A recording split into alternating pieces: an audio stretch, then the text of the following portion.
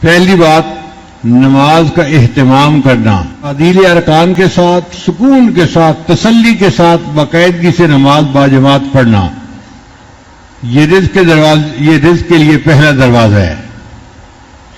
گھر کی عورتیں بھی پڑھیں، مرد بھی پڑھیں۔ اور اس کی دلیل کیا ہے؟ اللہ فرماتے ہیں وَأْمُرْ أَهْلَكَ بِالصَّلَاةِ وَاصْطَبِرْ عَلَيْهَا لَا نَسْأَلُكَ رِزْقًا نَحْنُ نَرْزُقُكَ۔ تم نماز ادا کرو اور اہل خانہ کو نماز کے لیے کہو رزق تمہیں ہم دیں گے۔ اللہ تعالیٰ گارنٹی دے رہے ہیں، اللہ تعالیٰ ذمہ داری لے رہے ہیں۔ اب آپ بتائیے کہ اللہ تعالیٰ اپنی ذمہ داری کو پورا کریں گے نا؟ ہمارا کام کیا ہے؟ نماز کو اہتمام کے ساتھ پڑھنا، اور نماز بھی چھوٹ جاتی ہے اس رزق کی پریشانی میں۔ کاروبار لوگوں کی بھی نماز چھوٹ جاتی ہے اور گھر کی عورتوں کی بھی نماز چھوٹ جاتی ہے۔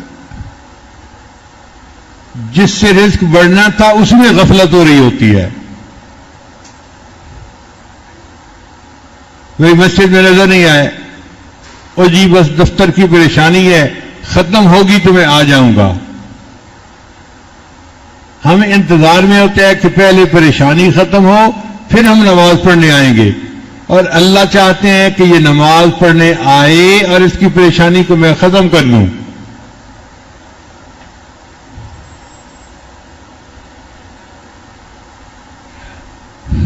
تو رزق کے کھلنے کا پہلا دروازہ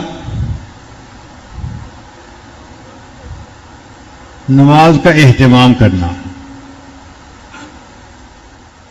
اور دوسرا دروازہ